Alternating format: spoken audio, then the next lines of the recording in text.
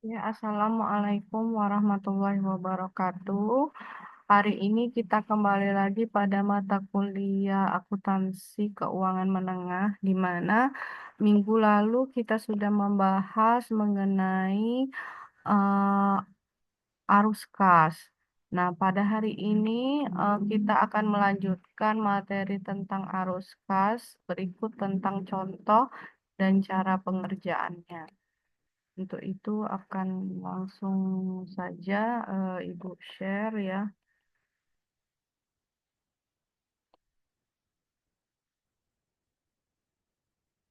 Oke ya, kita lanjut lagi untuk arus kas. Kemarin kita ketahui ada arus kas dengan metode langsung dan tidak langsung. Nah, di sini kita akan membahas terlebih dahulu mengenai keunggulan metode langsung dan metode tidak langsung.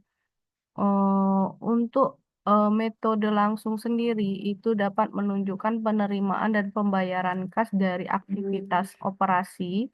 Dan yang kedua, informasi. Bentar ya, Ibu slideshow dulu. Oke.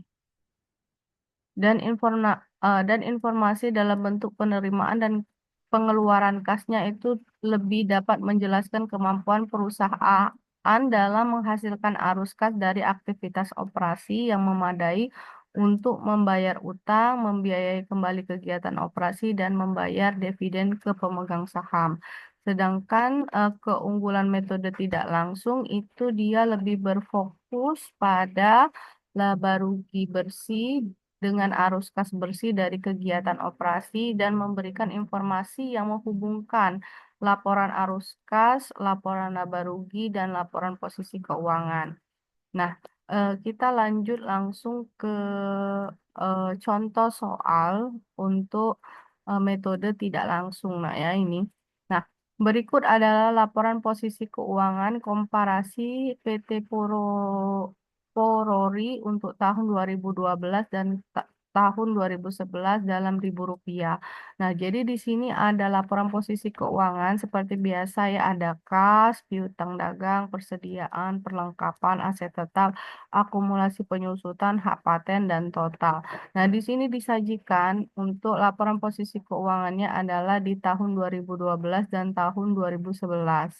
Nah, di sini kita lihat ya, ada selisih ya, maksudnya ada perbedaan antara di tahun 2012 dan 2011. Dari total asetnya saja, sepertinya ini 2012 itu lebih tinggi dibandingkan 2011.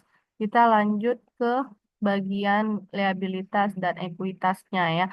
Di sini ada utang dagang, accurate liabilities, wesel bayar, jangka panjang, modal saham preference, modal saham biasa, premium pada preference, lalu saham preferen ya, lalu saldo labanya berapa. Dan di sini totalnya harus balance antara eh, aset tadi ya. Kita lihat 2012, 2011. Nah, di sini ada perbedaan ataupun selisih.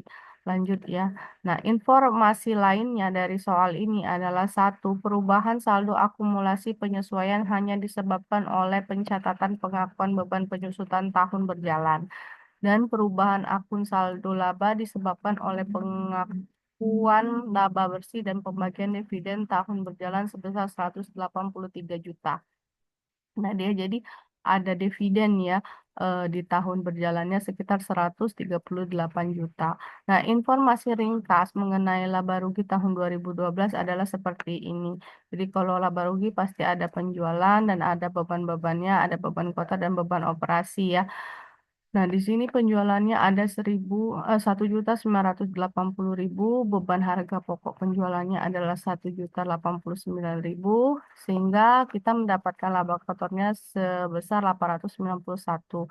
Lalu ada beban operasi yang biasanya terdiri dari beban-beban yang ada di operasi. Nah, ya ini di totalnya saja langsung sekitar 690 juta, sehingga laba bersihnya di sekitar 201.000 rupiah. Nah, sekarang kita lihat bagaimana cara penyelesaiannya. Nah, jadi yang pertama, kalau metode ini adalah metode tidak langsung yang Ibu sudah jelaskan tadi di awal. Yang pertama yang harus kita buat adalah selisih saldo akun dalam laporan posisi keuangan sebagai berikut.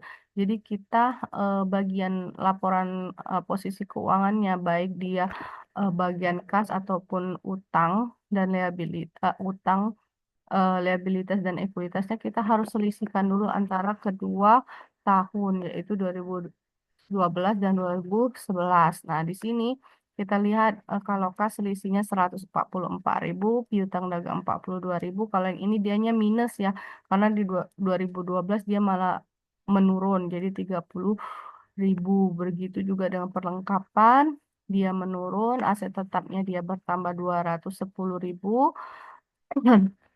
Lalu akumulasi penyusutannya dia bertambah ya 75.000. Jadi kalau akumulasi penyusutan itu pasti bertambah setiap tahunnya ya nak ya.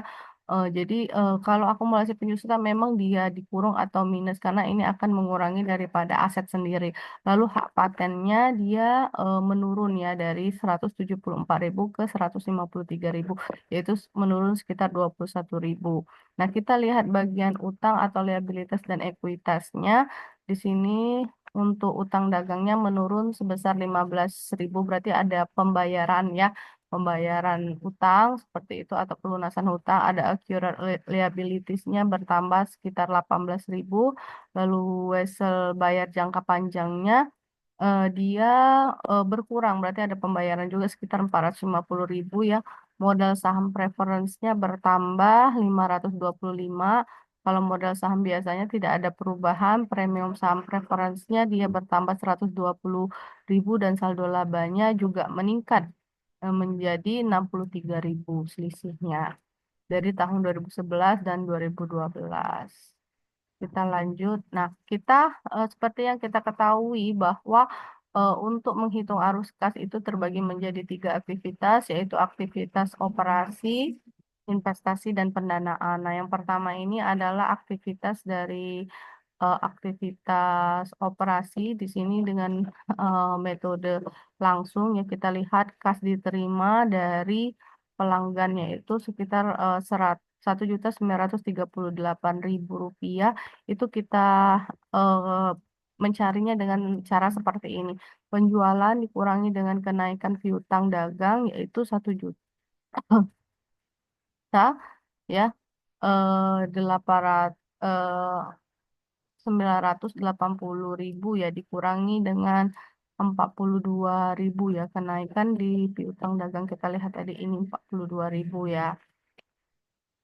Lalu untuk kas dikeluarkan untuk pembayaran ya itu untuk suppliernya di 1.074.000 sehingga kita ketahui itu ya HPP ya HPP itu kita kurangi dengan penurunan persediaan dan penurunan utang yaitu 1.089.000 ya dikurangi dengan 30.000 dan ditambah dengan 15.000 penurunan persediaan ya dan pembayaran daripada penurunan daripada hutang dagang. Lalu untuk beban operasi sendiri ya, itu beban operasi dikurangi beban penyusutan, dikurangi beban amortisasi, penurunan perlengkapan, dan dikurangi dengan kenaikan accurate liabilities, yaitu berarti 690 ya beban operasi ini tadi yang kita dapat sini nah ya. Ya. Ini HPP ini HPP loh nak ya beban harga pokok penjualan dengan HPP itu sama ya. Kita kurangi ya dengan beban penyusutan ya. Ini ya penyusutan 75 tadi ya. Lalu 21 beban amortisasi. Ini hak paten ya, amortisasi hak paten. Lalu penurunan perlengkapan 9.000. Ini penurunan perlengkapan. Lalu 18.000 kenaikan accurate liabilities ini 18.000 sehingga didapatkan totalnya menjadi 1.641.000. Nah, kalau kita kurangkan aktivitas operasi ya, dari aktivitas operasi ini berarti arus kas bersihnya ini kan arus kas masuk nih, sedangkan ini adalah arus kas keluar berarti ada sekitar 297.000. Lanjut ya. Nah, arus kas bersih dari aktivitas operasi kalau menggunakan metode tidak langsung ya. Di sini ada laba bersih. Laba bersih kita ketahui dari laporan laba bersih tadi ya yang sudah Ibu tunjukkan di bagian awal ini ya, ini ya. Ini. Nah, ada beban penyusutan ya, selisihnya tadi ya, selisihnya semua ini ya, beban amortisasi, penurunan perlengkapan, penurunan kesediaan, kenaikan accurate ya. Kalau ditambahkan keseluruhannya menjadi apa namanya 153.000 ya. Nah, kenaikan piutang dagang ya dan penurunan piutang yaitu eh, sekitar 42.000 ya. Eh, Lalu ini dikurangi juga dengan penurunan utang dagang yaitu 15.000. Jadi 201.000 ditambah dengan 153.000 baru dikurangi dengan 57.000. Jadi arus kas bersih dari aktivitas operasinya adalah 297. Nah, jadi sama ya. Nah, gitu. Nah, ini dari aktivitas operasi. Kita lanjut ke aktivitas operasi dari dengan metode langsung dan metode tidak langsung. Nah, ini arus kas dari aktivitas investasi ya, kas yang diperoleh itu lalu kas yang dikeluarkan dari pembelian aset tetap yaitu 210. Kita letakkan di sini 210 sehingga aktivitas bersih dari aktivitas investasi ya karena kita pembelian aset tetap berarti 210. Kita lihatnya dari ini. Nah, ini ada perubahan kenaikan dari aset tetap. Jadi ibaratnya itu kan 2011 dia hanya 1.050.000 berarti dia meningkat di tahun 2012 berarti kemungkinan ada pembelian dari aset tetap seperti itu. Kita lanjut lagi. Hmm, arus kas dari aktivitas pendanaan ya. Ini yang untuk metode langsung ya. Penerbitan saham preference ya. Kita lihat di sini.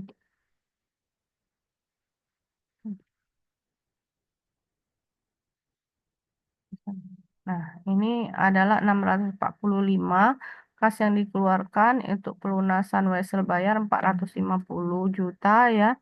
450.000 dan pembayaran dividen ya karena dijelaskan di informasi tambahannya katanya ada dividen sekitar 138.000 ya.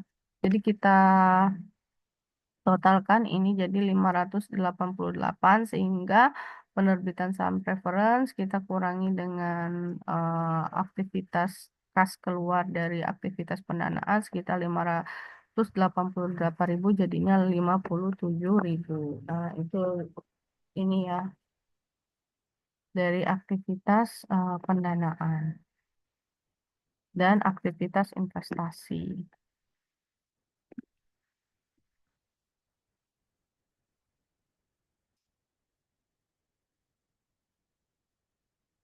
Tadi ya dijelaskan ya di sini ya. Oke.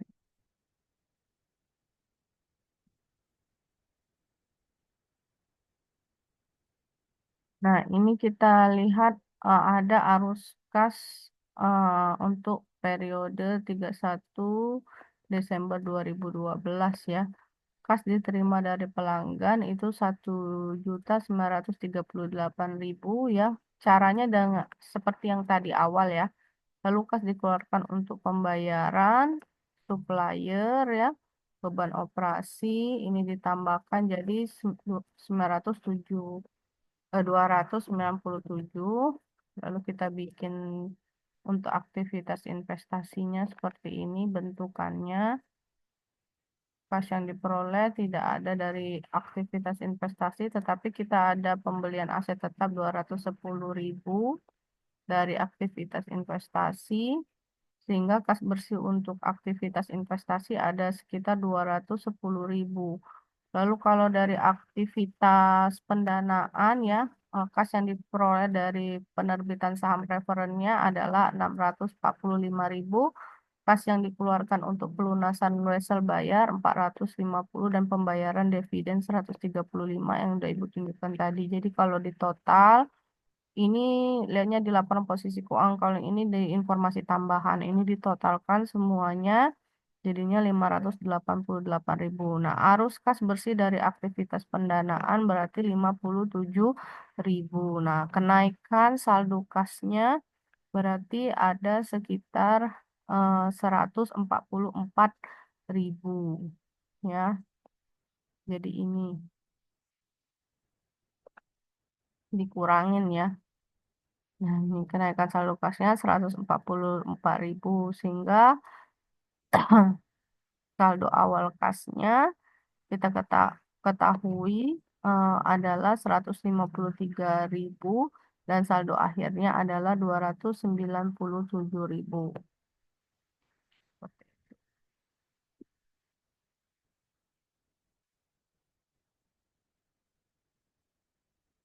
Ini udah masalah-masalah lain ya, ini nggak perlu kita bahas. Oke, sampai di sini kita sudah selesai untuk eh, menjawab pertanyaan dari soal-soal terkait dengan arus kas ya.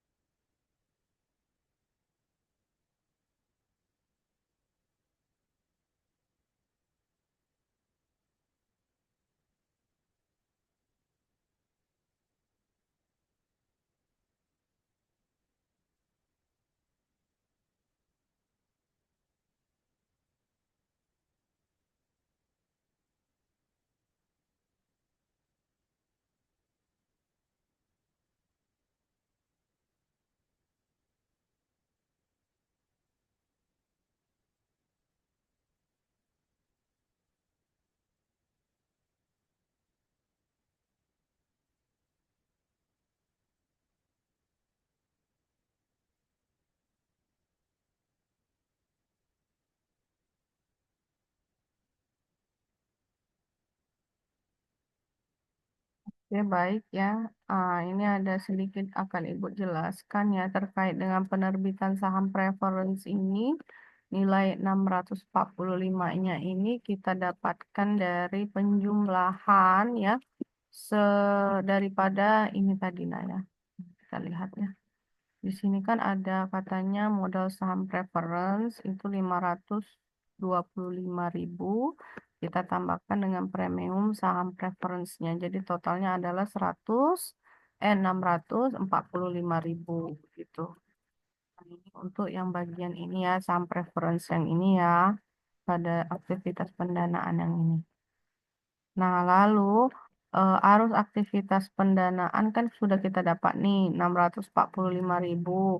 Lalu pelunasan wesel bayarnya udah kita dapat dari sini tadi ya, dari selisih tadi. Nah, ini pelunasan wesel jangka panjangnya sama ada dividen ya, informasi tambahannya yaitu 138.000 kita totalkan jadi 588.000. Jadi kalau kita kurangkan dari aktivitas pendanaan masuk dan keluar itu 645.000 dikurangi dengan 588 jadinya 57.000. Nah, kenaikan saldo kasnya kita lihat ya dari selisih kenaikan saldo kas. Jadi selisih saldo kas kita naik sekitar 144 yang pada awalnya itu adalah 153.000 sehingga hasil kas yang masuk di akhir periode 2012 itu adalah 297.000 gitu. Nah, oke ya. Jadi sampai sini kita sudah membahas soal tentang arus kas dan pembahasannya baik dari sisi metode langsung dan tidak langsung dan dari eh, tiga jenis aktivitas yaitu aktivitas operasi ya. Ini bentuk laporannya nak ya. Kalau bentuk laporan dia harus ada kopnya ya dari aktivitas operasi, dari aktivitas investasi dan aktivitas pendanaan. Nah, oke. Setelah ini nanti akan Ibu beri soal ya di e-learning terkait dengan apa namanya arus kas. Silakan kalian kerjakan di buku folio kita ya untuk buku khusus dari akuntansi keuangan menengah. Untuk itu Ibu pamit dulu. Sampai di sini. Eh, Ibu ucapkan Assalamualaikum warahmatullahi wabarakatuh. Sampai jumpa lagi pada pertemuan berikutnya di minggu depan. Oke ya, semuanya sampai jumpa lagi.